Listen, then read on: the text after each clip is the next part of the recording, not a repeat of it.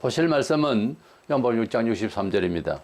살리는 것은 영이니 육은 무익하니라. 내가 너희에게 이런 말은 영이요 생명이라. 아멘. 말과 글에는 그 뜻이 실려 있습니다. 어떤 말을 하든지 그가 말하는 그 내용에 능력이 있어야 합니다. 우리 성도들이 말씀이신 하나님을 만난 이후로 세상에서 여러 소통관계에 말을 하게 되는데 그 말에 어떤 힘이 작용을 할 수 있도록 이제 말하려고 하는 태도가 필요합니다.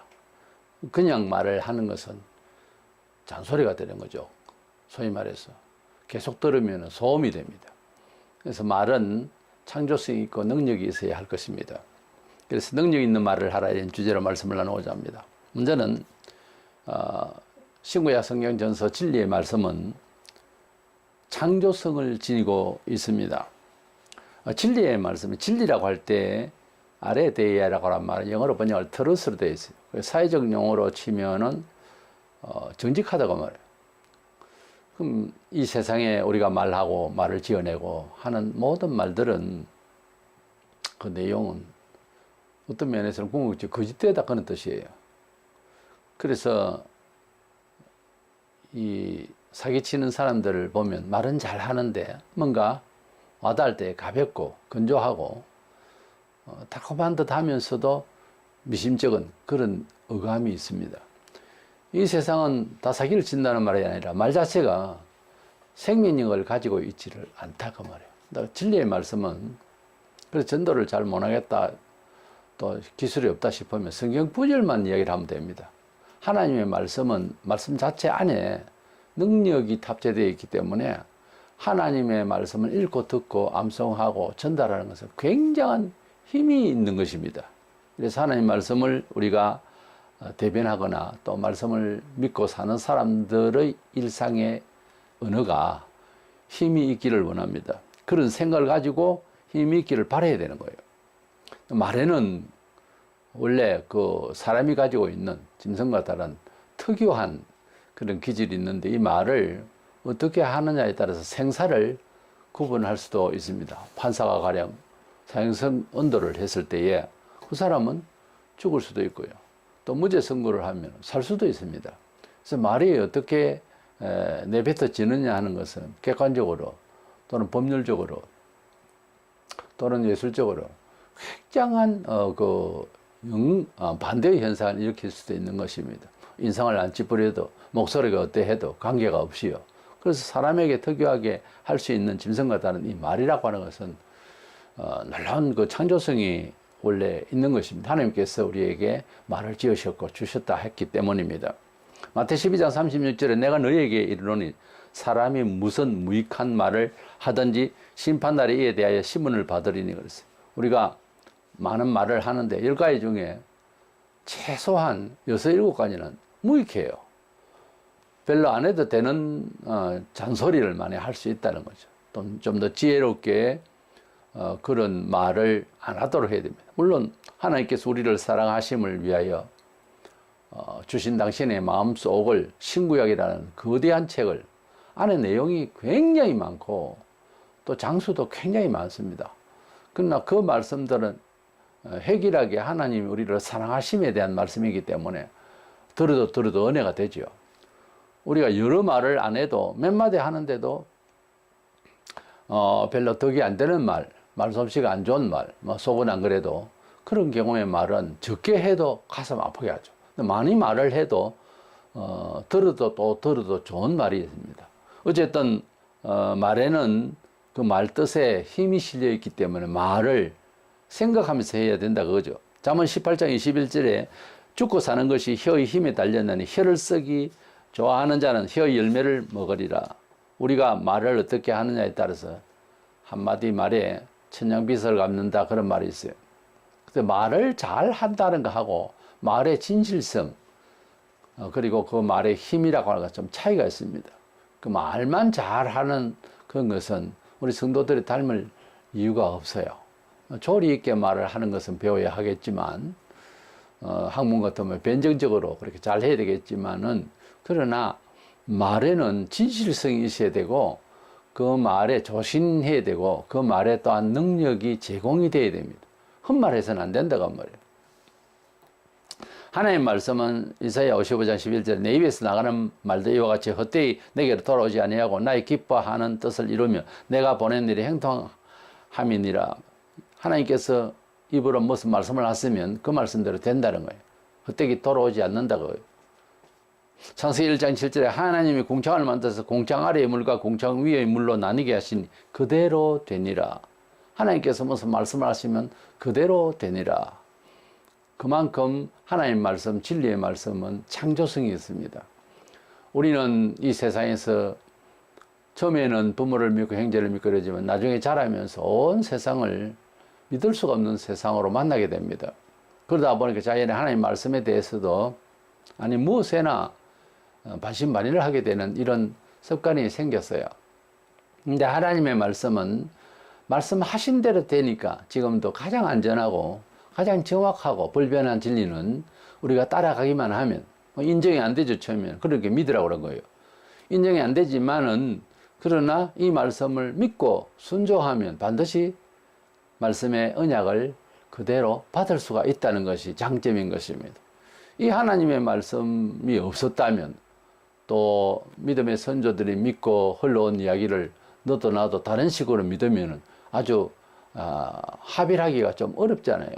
그러나 하나님 말씀은 객관적으로 모두 다 같은 글을 가지고 있으니까 천만다행으로 그래서 성경 계시가 특별 계시라 그렇게 말합니다. 하나님께서 특별 계시를 주신 성경 진리는 사모하고 많이 읽고 그리고 이것이 그러한가 해서 이 말씀대로 또 살아보고 그렇게 하는 겁니다. 우리 사람은 두뇌가 하나님 말씀을 우리를 이해시키려고 주셨지만 얼른 습득이 안 가요. 그때는 행동을 해보는 겁니다.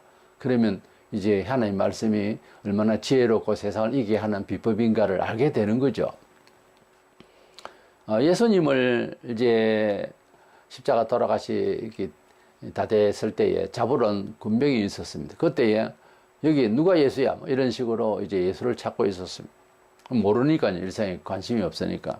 요한복음 18장 6절에 예수께서 그들에게 내가 그니라 내다 이 말 하실 때 그들이 물러가서 땅에 엎드러지는지라 그랬어요.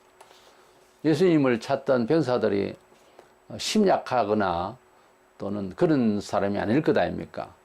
벌써 군병을 이제 선택해서 보낼 때는 힘이 있고 건장한 사람이었을 겁니다. 사람을 잡으러 오려고 하니까. 근데 예수님께서 너 나 찾냐? 이런 식으로 말씀했는데 그 자리에서 팍 엎어지는 거예요. 그 엎드러지는 것이 어떤 현상이냐는 거예요. 하나님 아들 예수 그리스도의 말씀의 권세를 한번 보여주시는 것입니다. 나를 잡으러 왔냐 하면서 팍 엎드러지는 거예요. 우리가 세상에서도 아주 이제 지위가 높거나 아주 특별한 분을 정말 이제 찾게 되어서 직면을 하면은 조금 멈칫하게 됩니다. 위상이 있고 어떤 일을 많이 하고 있고 능력 있게 하는 사람이 티미한 눈을 가지겠습니까?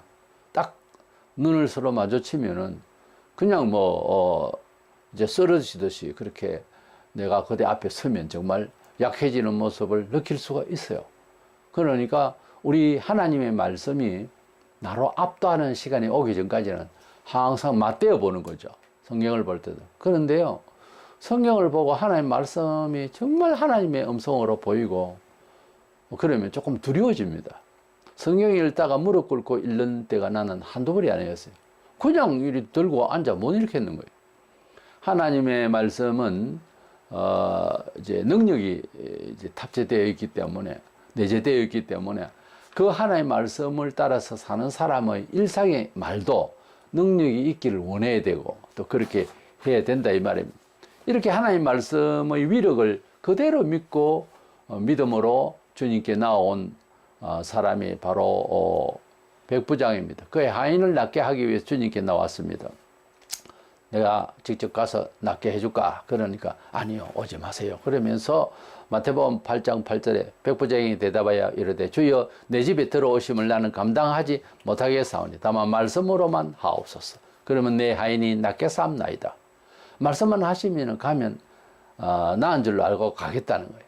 그 주님의 말씀이 지금 우리에게는 성경 말씀입니다. 성경 말씀에 우리에게 어떻게 하면 어떻게 해주리라는 언약들을 쫙 하니 신구약이 전부 다 약속의 말씀입니다. 이 말씀을 믿고 따라가는 거나 백부장의 믿음이나 같은 거예요. 백부장의 그 믿음은 어디에서 그렇게 왔을까? 군대에서는 명령으로 통합니다. 그래서 하석이 장관이 지적하면은 바로 그대로 이제 복종을 해야 되고 즉각으로 행동에, 말만 아니고 행동에 옮겨져야 됩니다. 그와 같이 주님의 말씀으로 나았다, 가라 그러면은 바로 가서 나은 줄 알겠습니다. 병 자체가 그렇게 순종을 하는, 군대식으로 순종하게 돼 있는 걸로 생각을 하는 이 백부장의 믿음, 그게 완벽한 믿음이에요. 이스라엘 천지 이만한 믿음을 보지 못했다 했거든요. 그러니까 우리에게 주님이 정말 좋은 믿음을 원하시는 것은 말씀대로 순종을 하게 되는 거예요. 목사가 이 말씀에 이러합니다. 가정 예배를 하거나 개인적으로나 이 말씀이 우리에게 또는 형제에게 주시는 말씀 같습니다 하고 여러 가지 생각을 해서 딱 주면 예, 그렇게 해보겠습니다. 이렇게 돼야 되는데, 그렇지만은 제 생각에는 이래 나오면은 이제 안 되는 거예요, 이게. 하나님의 성경 진리의 말씀을 남이서 뭐라 하든지 많이 읽고 애독하고 이대로 살아보겠다고 이제 바로 시도를 하는 것이 바로 백부장처럼 되어지는, 은총을 받는 그런 이 하나님의 언약인 것입니다. 되어지는 것입니다. 그래서 돌아갔더니 하인이 나와버렸어요. 그 시간에 돌아가라 했는데 주님께서 이제 치유의 은사의 그 능력을 발휘하니까 그대로 되어버린 겁니다. 그래서 하나님의 말씀을 우리가 받고 들을 때에 전능자의 말씀으로 들어야 됩니다. 하나님은 못할 것이 없는 전능하신 하나님이라 창세기 17장 1절에. 그래서 하나님은 전능하시니까 말씀하신 기록의 말씀의 언약들 우리에게 그대로 적용이 될 것이다. 시대가 아무리 변해도 어떤 상황이 개인적으로 그렇게 믿고 역사해야 될 사람은 지금도 똑같이 역사를 하십니다. 똑같이 역사를 하세요. 그런 기적을 보지 못했다 어떻다 이러지만 그 사람에게 필요하면 나타나요. 지금도 역사가. 그러니까 하나님의 말씀을 우리 생활에 적용을 할 때에 온전히 이제 믿고 의지하기를 원합니다. 두 번째 생각하는 것은 진리의 말씀을 따라서, 그러니까 하나님의 성경 진리의 말씀, 하나님의 성경의 말씀을 기초로 해서 우리가 이 사회생활의 문화에 있어서 이제 말을 해야 되는 것입니다. 그렇게 하면은 그 사람 말이 능력이 있어 보이고 또 능력이 나타나게 되어 있습니다. 우리가 성경 진리의 말씀을 그대로 말을 할 만한 데는 해야 되지만은 이 세상의 모든 문화라고 하는 것은 시대마다 조금씩 변하니까 어떤 응용을 해야 될 것 아닙니까? 그런데 그 응용을 할 때에 하나님의 말씀을 기초로 해서 이제 해야 되고, 또 꼭 그렇지 않으면은 성경 몇 장 몇 절에 이런 말씀이 있는데 상대는 불신자라도 제가 그렇게 한번 해볼게요. 아니면 그렇게 하시는 게 좋겠습니다.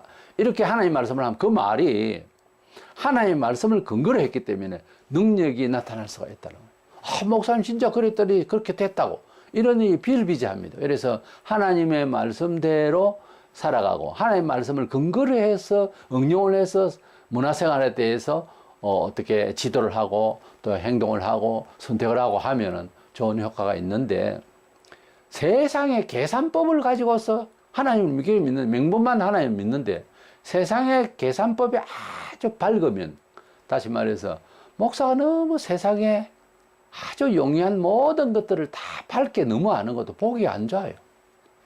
사람이 예술을 하거나 또는 뭐 과학을 하거나 뭘 하거나 자기 일에 집중하면 다른 일에는 좀 모를 수가 있는 게 매력이 있어요. 근데 기독교인이 예수도 잘 믿는 것 같고요, 세상살이에 대해서 어떻게 그렇게 섬세하게 너무 잘 알아서 겁이 날 정도로 별로 보기 안 좋아요. 그거는 그렇게 살면 안 됩니다. 그리고 성령께서는 무마시게 웬만한 거는 세상 일에 대해서 그렇게 디테일하게 알려고 하게 하지 않아요. 다른 것은 믿음으로 발라버려요.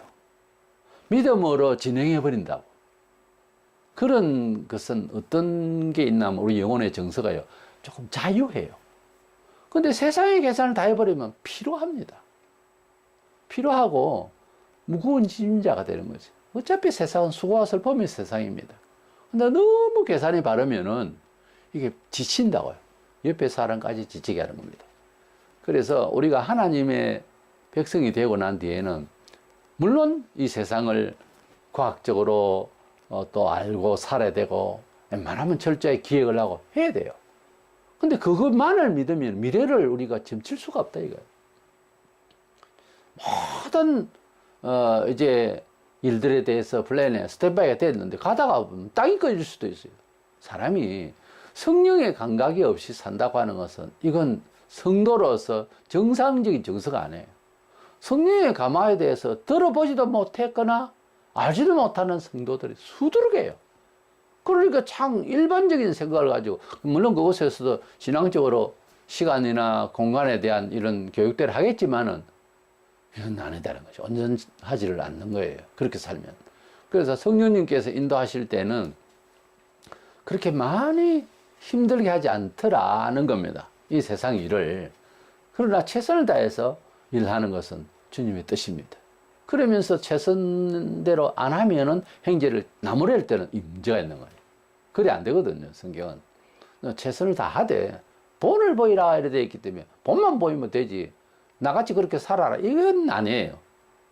그건 아니에요. 얼마든지 비판할 성경 구절이 있거든요. 그렇기 때문에 항상 조심하고 그리고 하나님의 말씀에 두루두루 온전하게 될 수 있도록 그런 문화생활을 할 수 있도록 해야 돼요. 그런 언어가 필요하고 대화가 필요하고 말이 필요한 것입니다. 우리가 뭐 교회 다니면서 교파마다 이제 영향을 받는데 기적을 행한다 이러면 하나님 능력이다 이러지만은 예수 이름으로 기적을 행했다는 사람이 마태복음 7장 22절 3절을 보면 마지막 날에 심판을 받아요. 성경을 읽으면서 좀 짚어가면서 왜 이렇지? 난 일상에서 우리 목사님이 능력을 행하고 하는 것이 좋아 보이는데 방언도 하시고 뭐 귀신도 쫓아내시는데 그럼 이 사람이 그 사람인가 뭐 이렇게 한번 의문을 가져봐야 돼요. 끝까지 읽어보고 앞뒤 문맥을 잘 봐서 이게 무슨 말씀인가. 능력을 발휘하는 것이요 주님 인정하지 않는데도 할 수도 있다는 이야기거든. 이 내용 자체가. 그리고 비교 종교학적으로 이렇게 연구를 해보면은 타 종교에도 방언을 해요. 특별히 치유하는 능력이 있어요. 애굽의 박사들도 마술을 행했잖아요. 모세 앞에서. 그래서 능력주의로 나가면 또 이 문제가 있는 거예요. 능력 없이 하나님의 말씀에 기적 없이 산다는 것도 좀 이상하지만은 윤리적으로만 사는 건 아니거든요. 근데 능력주의로 나가면 여기에서 이제 착오가 나는 것이 사람이 가지고 있는 과학적인 지식과 철학적인 지식을 한 계단 높여진 것이 종교학이에요. 말하자면 신학이라고 해요.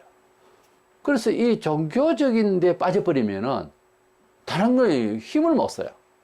이단들도 결국은 하나의 종교적 맥락에서 봐줘야 될 것 아닙니까? 그 신비주의에 빠지고 기적주의에 빠지고 이러면은 이단의 그 교주를 신처럼 봐요. 거기에는 일반적인 대화로는 안 통해요. 안 통합니다. 기독교 이단들을 보면 자기 교주에게 그냥 뭐 환희를 느끼고 확신을 가지고 있고 나름 생활이 즐겁다고 그러거든요. 그 단계 가면은 합리적으로 이성적으로는 안 돼요. 어떻게 해야 됩니까? 기도하고 그 다음에 성경을 짚어서 이야기해 줘야 되는 거예요. 성경을 짚어서 이야기해 줘야 하니 성경 공부를 좀 해야 되는 거예요. 알아야 가르치죠. 그래서 모르면 그냥 믿고 가면 미실이 되는 거예요. 소위 말하면. 여기 이단에 빠진 사람들도 좀 학벌도 있고 똑똑하고 나름 한데 이거 성경의 진리를 벗어나 있는 소리를 하는 것을 그냥 따라가는 거예요. 무서운 거죠. 아주 간단하게 말하지만 악령에 사로잡힌 거예요, 사실은. 물정하게 보여도 눈이 돌아가고 막 그냥 사람을 잡을 듯 해서 나타나는 이런 악령의 역사만 아니라 멀쩡한 이성적인 합리적인 세상의 윤리적인 모든 면에서 흠이 없어 보이는 것도 진리를 벗어난 소리로 주장을 하는데 그게 인기리에 있다. 그건 악령의 역사예요. 진리를 벗어난 이야기는 아무리 듣기 좋아도 끝이 위험한 거예요. 그래서 하나님의 말씀대로 하지 않아도 이렇게 능력을 행하는 사람이 있었다가 마지막 날에 버림을 당한다. 이건 큰 우리 신앙생활하는데 숙제입니다. 아주 그런 경우가 있으니 오늘날 이 시대에도 자기가 따르는 목사나 교주나 누구라도 능력을 행하기는 한데 두루두루 잘 살펴보세요. 비판하자는 것이 아니라 생활이 온전해야지. 목사가 대단한 것 같은데 자식 교육은 엉망이다. 목사가 대단하고 능력을 발휘하는데도 아주 세상에서 비윤리적인 그런 죄를 짓고 비난을 받을 일이 있다. 이런 저런 일들이 많죠. 아, 그래도 큰 일을 하고 있지 않느냐. 이렇게 가거든요. 상당히 위험한 이야기입니다. 안 맞아요, 그 이야기는. 앞뒤가 맞아야 된다니까요. 하나님의 말씀에 능력을 발휘하는 것을 주의 이름으로 해도 그 사람 삶 자체가 전체적으로 진리 안에 어우러지지 않으면은 그건 아니에요. 왜냐하면은 하나님의 이름으로, 예수 이름으로 능력을 행해도 그렇지 않는 사람이 있었기에 주님이 이렇게 예정을 들죠. 그래서 조심해야 되는 겁니다. 요한복음 16장 13절에 보면 그러나 진리의 성령이 오시면 그가 너희를 모든 진리 가운데로 인도하시리니, 그래서 우리 성령 운동한다 그러고 할 때 성령을 받았다 또는 뜨거운 성령의 체험을 했다 하면 어느 쪽으로 가야 되나 하면은 우리에게, 그러니까 성경을 안 주셨으면 어쩔 뻔했냐고요. 성경 진리 안으로 들어가게 하신다고 그래서 성령은 예수님의 말씀 안으로 들어가게 하는 거예요. 예수님의 말씀에 옛날 이야기고 성령님은 지금 요즘 이야기로 한다? 아닙니다. 성령님은 성부, 성자, 성령 삼위일체 하나님은 성격과 능력과 모든 면이 같아요. 그렇기 때문에 성령의 충만을 받을수록 성경 읽기를 좋아하게 돼 있고 성령 충만할수록 성경대로 살려고 간절해집니다, 사람이. 회개하고 난 뒤에 첫 번째 나타나는 일이 뭔 줄 압니까? 율법주의다 할 만큼 자기를 그렇게 깐깐하게 그렇게 책망을 하고 무섭게 합니다. 남들에게 유연하게 하면서도 자신에 대해서 하나님 말씀대로 살기 위해서 칼날 위에 쓰듯이, 그래서 성경을 매일 가까이 해요. 회개한 사람의 특징이 성령이 딱 오시면 성결의 영이거든요. 성결의 영. 세상에서도 때가 묻은 것도 보기 안 좋지만은 정돈이 잘못된 것도 엉망이 돼버리면 안 되잖아요. 아무리 때가 있어도 열차의 선로가 바로 서가 있으면 갈만은 하잖아요. 이게 선로 자체가 삐뚤어지면 큰 위험이 있잖아요. 아무리 깨끗하게 보여도. 깨끗하게 보이고 정서상 이런저런 거는 다 윤리의식이잖아요. 그것만 가지고 안 되는 거예요. 선로가 분명해야 되는 선로가.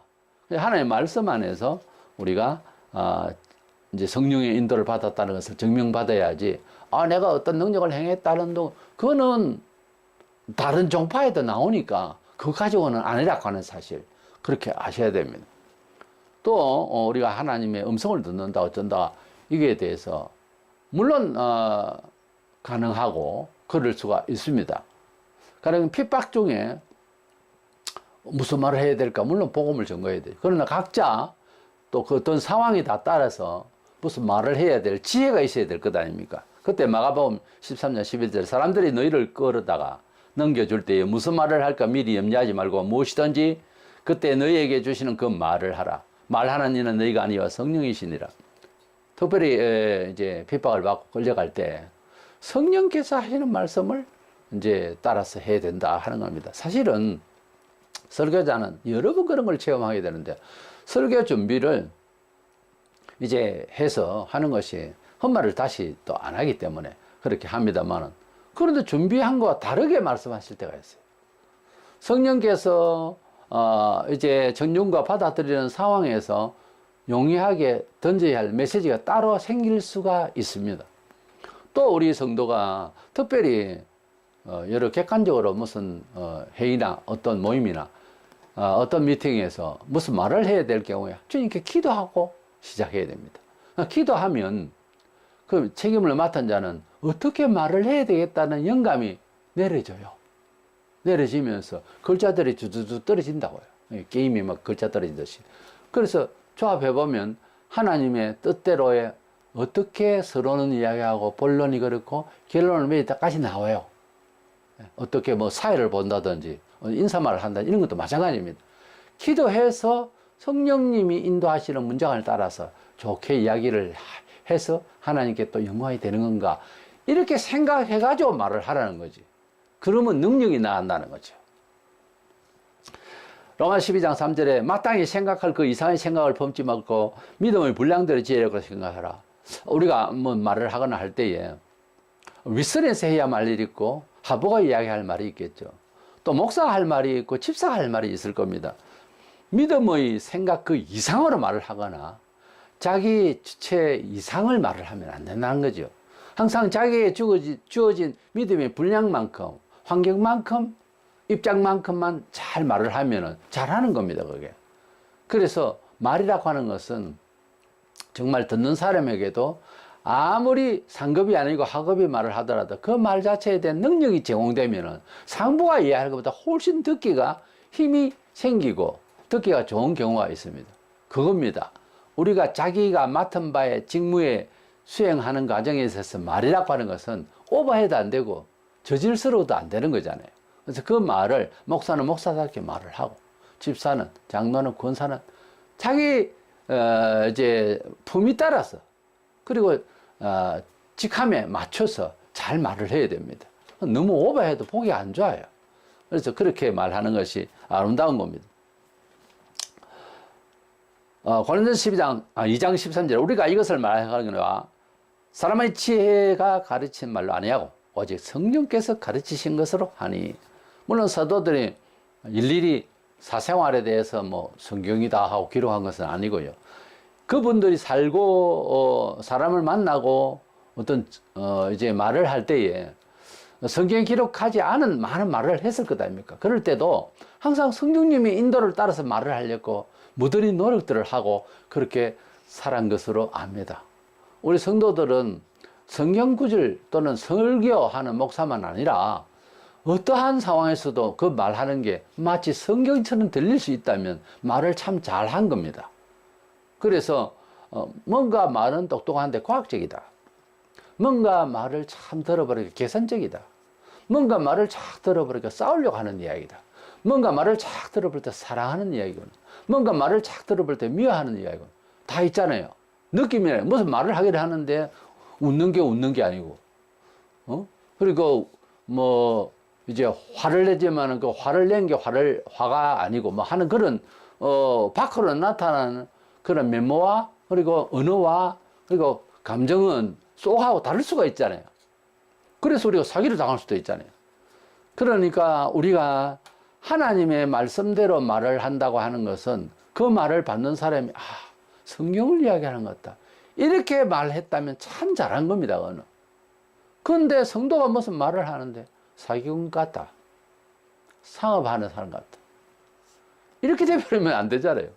근데 말을 들을 때에 말이 어디서 흘러나오는지는 모르지만은 그 출처의 그 시원을 알아보면은 그 깊이를 알아보면 그 사람이 일상에서 가지고 있는 철학대로 말을 하게 돼 있어요. 원래 아는 만큼 말을 하거든요.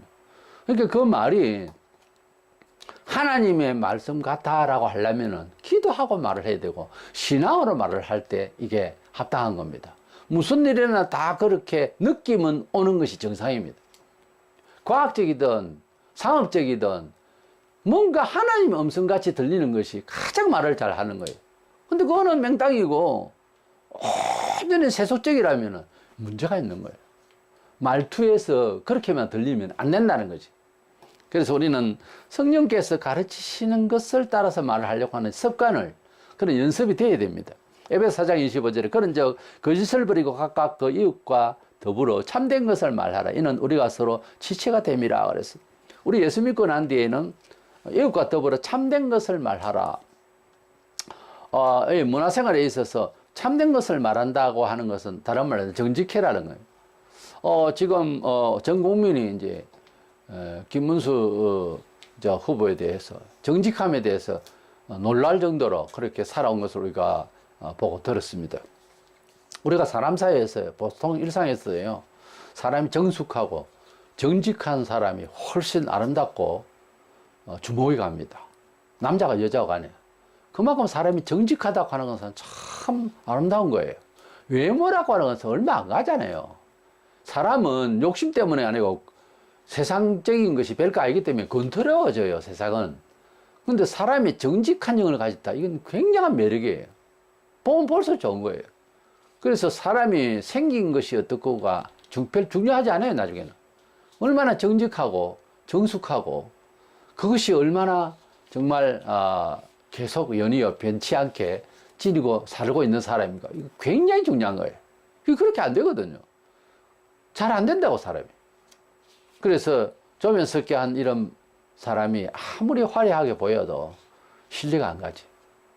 그러나 항상 일편단심으로 항상 정직하고 이러면 힘이 있어 보이고 아름답게 보이는 겁니다.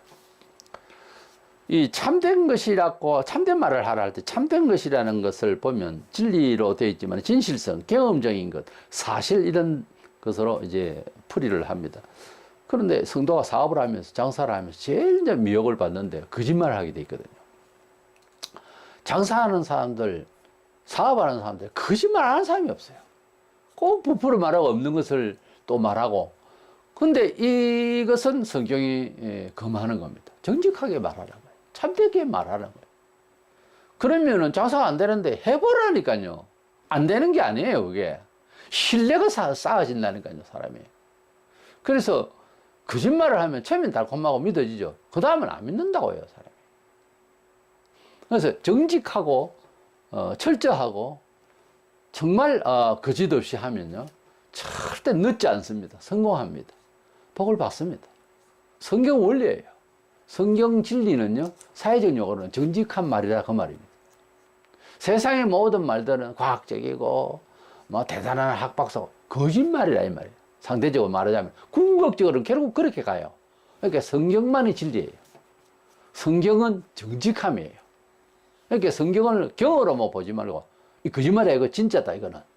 어떤 면이든지 진짜를 말하고 있다. 우리 진짜를 원하잖아요. 성경이 원래는 참된 말씀이라 이렇게 다른 의역을 할 수가 있는 건 참된 말씀.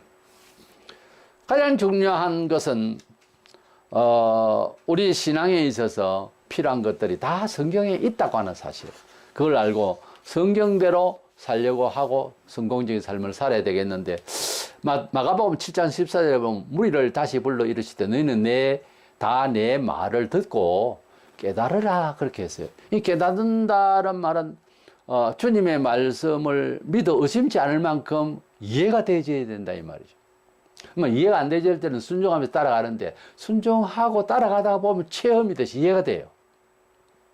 그래서 진리의 처세대로 사는 것이 최고다, 완벽하다, 이것을 이제 깨달아야 된다는 거죠. 성경 말씀은 교회에서 듣고 아주 공주에 띄워넣고 사는 것은 내 알아서 다 계산하고 살면 아쉽죠. 그래서 하나님의 말씀을 들었으면 많이 듣고 다독하고, 그리고 사모하며 읽고 듣고 이렇게 많이 흠모하면서 하나님 말씀대로 살렸고 또 생활에 적용하다 보면 생각지 못했던 지혜가 생겨요.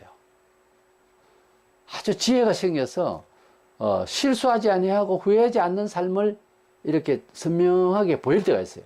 그대로 가면 틀림없어요. 그리고 느낌까지도 줘요. 웬일로 동쪽을 가야 되는데 뭐 서쪽을 자꾸 끌린단 말이에요. 기도해보는 거죠. 주님, 왜 내가 서쪽을 가야 되면 동쪽을 가야 돼? 그럼 서쪽을 가야 될 구체적인 이유는 없는데 마음은 즐거워요. 그럼 그쪽으로 가면 됩니다. 그러면 여기로 온 이유가 있어요. 그 이상한 겁니다. 성령의 인도를 모든 성도들은 받게 되어 있어요. 다 성령께서 속에 계시거든요.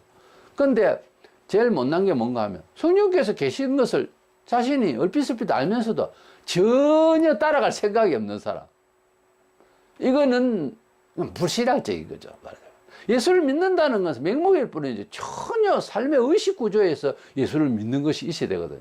그것은 성령님의 인도를 받아서 따라 사는 거예요. 물론 성경 지식을 먼저 듣고.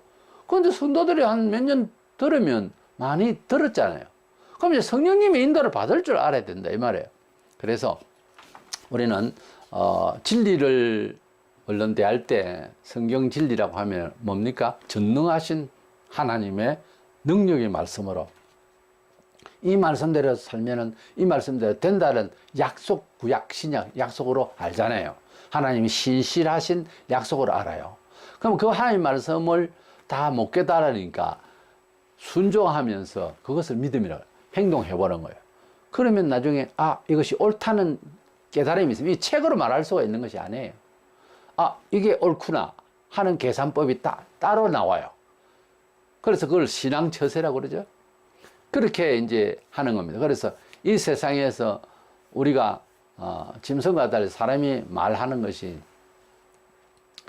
뭐 하루에도 뭐 몇만 마디를 하고 그런다는데, 이 말이라고 하는 것이 뭐 의사전달에 있어서 소통의 관계에 있어서 이제 평범한 이런 일상의 말도 이렇게 할 수가 있지만, 그것도 기도하고 나서면 달라요, 말이. 그리고 특별한 어떤 만남을 위해서는, 특별한 어떤 시간을 위해서는 기도가 필수입니다. 하나님께서 영으로 감동을 해주시는 말하고 그냥 말하는 거하고는 많은 차이가 있어요. 그래서 하나님의 진리의 말씀을 전도를 할 때에 이것저것 안 되겠거든. 성경 구절에도 암송해 놨다가 오늘 이 말씀이 꼭 필요한 사람 걸리기만 해라. 그럼 내가 이 말씀을 잠언서 3장 18절에, 그럼 잠언서 1장, 전도서 1장 7절에, 뭐 마태복음 1장 21절에 이러면서 바로 성경 구절만 이야기를 하면서 그게 하나님의 말씀이니까 그대로 들으세요. 믿으세요. 그 한마디가 엄청난 파워 주 사람 미쳤어. 왜 저래? 그런데요, 시간이 흐르면서 무슨 생각을 하게 되냐면, 말씀보다, 그 구절보다, 그때 뭐라 하냐, 그런 말을 했지. 근데 그 사람 인상에 정말 진짜를 말하는 것 같더라. 그런 생각이 들어요. 세미나에서 말을 잘하는 교사가 여러 말을 해도 하나도 생각이 안 날 수가 있습니다. 많이 들었는데. 왜냐하면 너무나 가볍고 생명력이 있기 때문에 그렇어요. 근데 몇 마디 안 했는데 그 말이 계속 걸려서 빠져나가질 않고, 그래서 그 말대로 한번 해보자 싶은 생각 더 들고, 그렇게 하려면은 말의 능력이 내재해야 되는 거예요. 그것이 이제 정확하게 성경이 그렇고요. 성경 말씀을 많이 읽고 듣는 가운데서 성령의 인도를 받아서, 성령은 진리 가운데로 인도하니까 성령님이 인도하시고 말씀에 부합된 그런 표현을, 그런 주장을 세상 문화생활에서 하면 그 말이 능력이 있어요. 그래서 우리가 몇 줄의 말이라도 SNS를 통해서 많은 사람들이 글을 올리고 하는데요, 쓰잘데기 없는 글은 필요 없죠. 근데 말 한마디가 신금을 울려야 되려고 하면 그만큼 기도하고 그만큼 체휼되고 그만큼 이제 경험이 우리에게 누적돼서 노하우처럼 그렇게 하나님 말씀을 토대로 해서 이 시대의 감각을 또 형제에게 무슨 말을 할 때 그 말에 힘이 생기는 거예요. 하나님 말씀에 근거해서 살며 또 고통받으면서 환난받으면서 다져지면 무슨 말을 해도 능력이 나가는 거예요. 아이들 말보다 어른 말씀이 그만큼 무게가 있는 것은 삶의 경륜이 있잖아요. 경험이 있기 때문에 그래요.